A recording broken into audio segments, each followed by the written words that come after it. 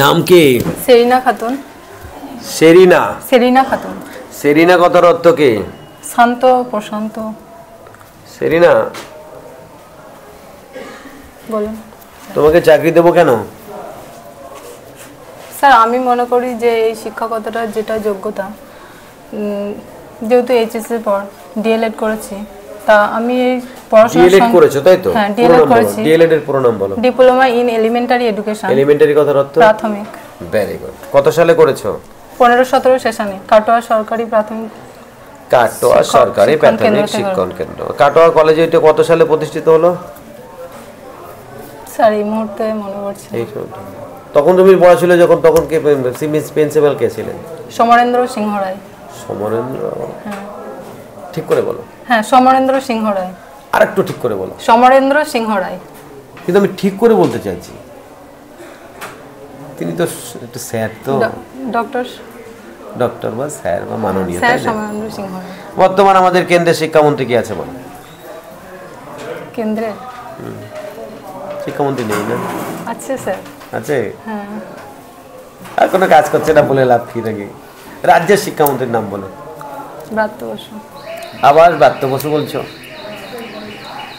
ভালো করে বলো। স্যার ব্রাত্য বসু। স্যার বা মাননীয়? মাননীয় ব্রাত্য বসু। নেক্সট।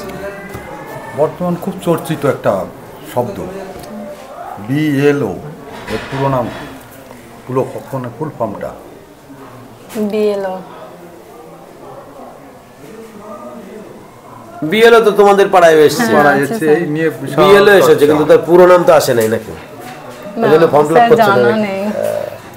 আচ্ছা, এসআইআর চালু হয়েছে তো নাকি? হ্যাঁ স্যার। পুরো নাম বলো।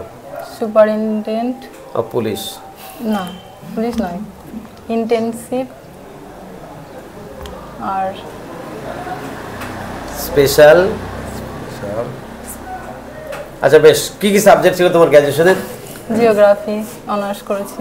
জিওগ্রাফি অনার্স করেছি। Very good. প্রচলন বৃষ্টিটা কি? পরিচলন বৃষ্টি।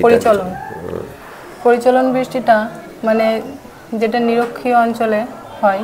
পরিচলন কথার অর্থ হলো অনবরত আর কি।